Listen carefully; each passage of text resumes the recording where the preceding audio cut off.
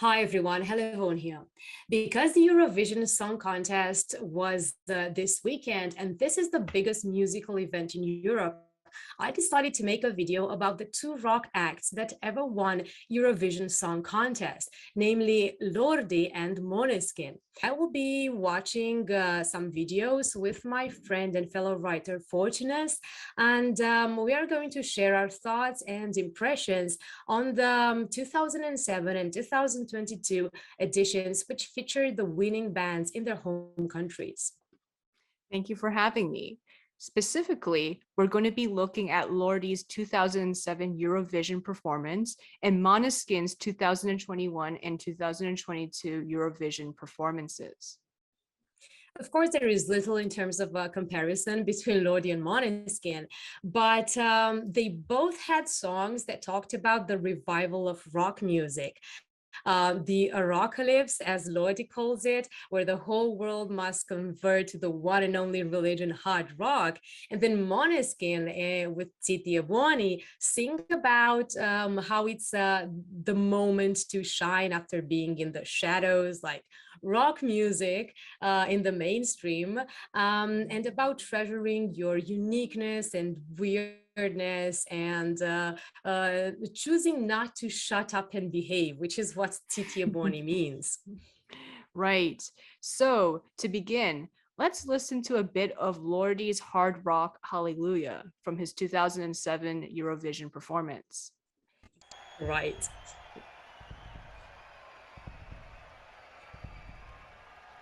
This is really exciting. You know, back in 2006, I was a teenage metalhead. I was about to finish high school, and I was actually a lot like that girl in the Hard Rock Hallelujah video. Lordi fans will know what I'm talking about. She is in high school, and she is she ends up leading a band of zombie cheerleaders. So it's really epic for someone who's introverted and always listening to rock music. Wow, this is so theatrical. It's almost like a Lord of the Rings kind of feel. Exactly. It is so epic. You can imagine that this is how the Eurovision Song Contest began. And for anybody who knows what this is this super mainstream and really tame event that the whole of Europe is watching with their families. So being able to see this on the wide screen, it was fantastic. Right, exactly. I love the special effects here, especially since it's only 2007, right? This is before, mass use of green screen. So it really makes you wonder how they did this. Is it in front of a projector or something? I don't know. I haven't looked into this, but I have to tell you that I was delirious when I was watching this at home. I just love the makeup. It's amazing. It is. It's fantastic, and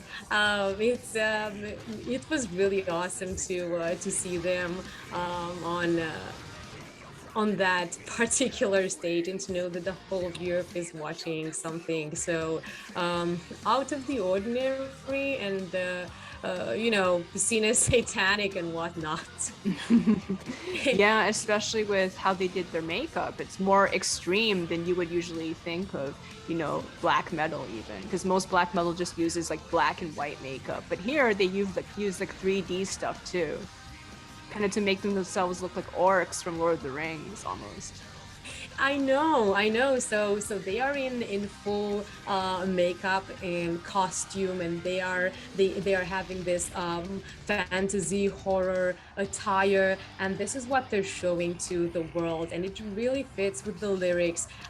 So fantastic, because and at that moment, I was used to hard rock and metal music being marginalized and only heard somewhere in the dark corner. So myself, I was like that freak who was into weird stuff during high school. So this is exactly what the lyrics are about. It is about coming out of the shadows, and it was about hard rock, appearing as a new religion to replace all others. So it says in the lyrics something like that every other god has disappeared and the lambs are lost. So hard rock is the salvation of all souls, and it's not a natural high, but the supernatural high. The Hallelujah. idea is that it's like a hymn, and the rock and roll angels are singing it because it's the rock apocalypse, the apocalypse, as they call it, and they say that only the true believers shall be saved on this kingdom come moment. And they say on this day of reckoning, it's who dares wins, so only those who are bold. And you will see the jokers soon will be the new kings. So those who had been staying in the shadows for so long and hiding, now they will. So the last shall be the first, right? There are a Oh, lot of right. very overt religious pieces of symbolism, and I really loved how bold everything was in the context where rock music has long been seen as satanic. They had the boldness to come up with this on stage. It was just a metaphor for hard rock in general. And how epic was that performance? I know, it's amazing. So we'll just zip to the very end and wow, just look at this. Yeah. Everyone's waving Finnish flags. I know it was epic. Let me just say that in 2006, when they won, I was so ecstatic that my parents and I opened a bottle of wine to celebrate. And I was crying when I saw this performance because I couldn't believe it was, live. Right. How would you say this compares to Måneskin's performances in 2021 and 2022?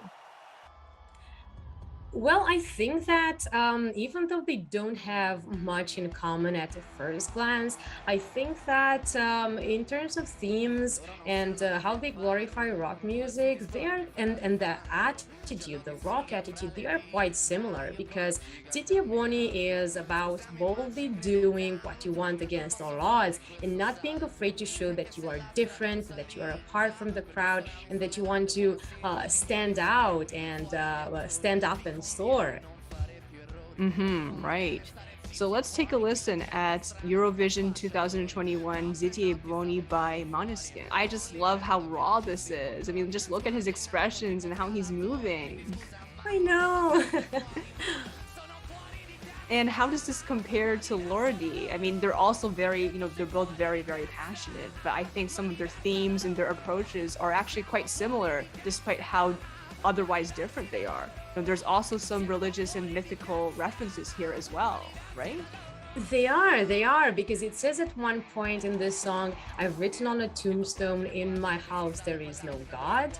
So this points to how he only relies on himself and on his strengths. And he also talks about the meaning of time, the meaning of life, which is ambition, a theme that comes up again and again in their songs. So climbing to heights that other people never dream of in order to rise from oblivion.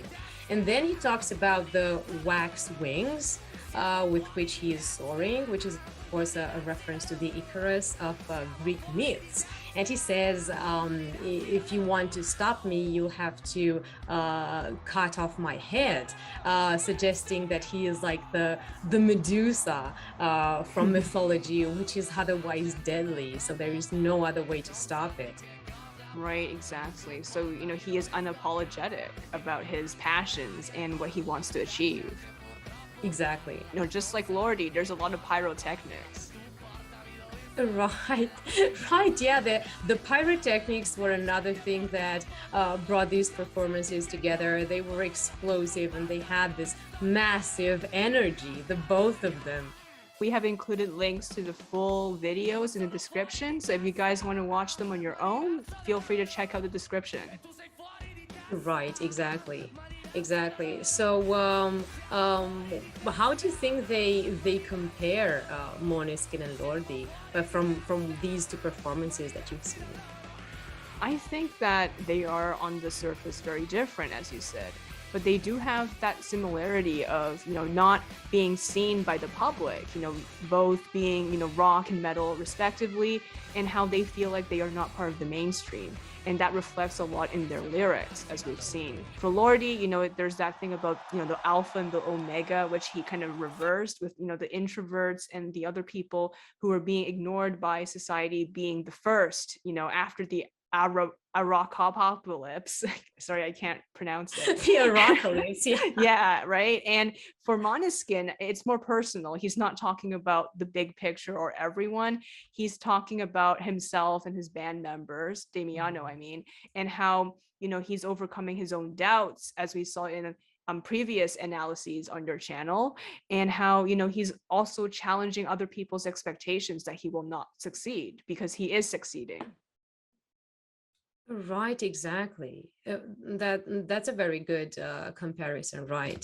And Lordi is, of course, heavier and inspired from horror in terms of appearances and unabashedly blending religious symbolism with this horror of their demon or monster outfits. Whereas Måneskin, they are also very theatrical, but their theatrics is rather on the more glamorous, the glam rock side. So they are worldly, they are not relying on these fantasy elements of escapism, but they are rather more rooted in the here and the now. And they represent this young and bold generation who is set to make a statement and to prove, as Damiano said in his winning speech, that rock and roll never dies. Right. And as we previously covered in a video about their newest song, Supermodel, Måneskin also draws heavily on 90s and 80s aesthetics and the sense of nostalgia, which Lordi doesn't, obviously, because he draws on fantasy and I think a little bit of Lord of the Rings and other, that sort of genre, fantasy plus sort of like a medieval fantasy hybrid, would you say? Yeah, I think so. I think so. They do show a continuation, if you will, of 80s rock music, but yeah, definitely not in the way that Måneskin finds inspiration from that. Right, exactly. And both of these bands have this charisma and humor. So unlike a lot of rock and especially metal performances, they don't really take themselves all that seriously in their image and in their songs. But at the same time, what they do take seriously is developing this solid performance that they have on stage. All right, finally, let's take a look at the 2022 performance of Måneskin. They weren't a contestant in Eurovision 2022, but they played while people were voting at the very end. So let's take a listen. And they're playing Supermodel, their newest song. First of all, I noticed that this is actually a lot more emotional than the studio version we listened to. I know it's much more raw and I really love it because honestly, I was kind of disappointed when we listened to Supermodel for the first time. And as Fortunus said, everyone, that first reaction of mine is being posted on my channel if you want to see it. So I was a bit disappointed because it was very pop. It wasn't really what I was hoping to see from them. But then when I watched Eurovision, I liked how they sounded live because they are wonderful musicians, and Damiano had this roughness in his voice that we all love when he sings, and which wasn't so emphasized in the studio version. Yeah, like there was a gruffness, but it didn't feel emotional. It just felt like he was doing it. But here you can really see, maybe it's also because he's moving and also because he's putting more energy into it. Maybe in the studio version, it just felt less spontaneous. But here, I think spontaneity is helping him sound more emotional, I think. That's true. That's true. And he is a very emotional singer, which is something that we don't see all that often in this highly performative rock music. I'm mostly talking about metal and about things like Lordi, who don't put a whole lot of emotion into their songs. But then with Damiano, we always feel how soulful he is when he sings. And fortunately, this happened in this live performance as well. Right. Lordi, I would say, I think it's more focused on the atmosphere rather than the emotionality. Right, and immersing people into this sort of a horror fantasy that they are creating with their image. Okay, this is a lot better than the studio thing. I know I said that already, we said that already, but it is a lot better. I know, and I'm really happy to see them shining. What I did not like about this edition of the Eurovision is that we have watched together how the 2007 Eurovision started. It began with Lordi. They opened the show, and there was this magnificent, a really epic display that was dedicated to them for like 7 solid minutes. But what about Måneskin? Why didn't they play in the beginning of the show? They had other things. There was something about Ukraine, and then Laura Pausini sang a lot of songs during this show. So Måneskin only played as if they were just guests. And also, I did not really understand why they did not play Zitti, buoni, their winning song, as everybody does. Maybe this will be clarified after we shoot this video. But I was really expecting to see them playing that song. Yeah, I think it came as a surprise to you, didn't it? When, they played this instead, since there was no really announcement what they were going to play. Yeah, it did. I'm a person who really hates spoilers, so I did not check their social media to see what they would be playing, and I did not check the schedule. I really love being surprised. So I didn't know. Apparently, there was an announcement that they were going to play Supermodel, but I missed that, and I just took it for granted that they would play their winning song. But then, I was happy to hear them playing so well. Right. Thank you for this wonderful episode. I think we learned so much. And, it's really interesting to compare two such different musicians. It is, and I don't think these two musicians and types of music are really linked together in people's minds. But then we see them coming to the fore during Eurovision Song Contest, which is really varied. I mean, it's actually not varied in terms of styles, but then these two bands really stood out, and I'm really glad they did, and that rock music is making a comeback from time to time in full force, as it was with Lordi and Måneskin. Thank you so much, Fortunus, for joining me in this analysis. And thank you, everyone. And stay tuned for the next video where we analyze lyrics to rock and metal songs. Right. Thank you so much. Bye. See you next time.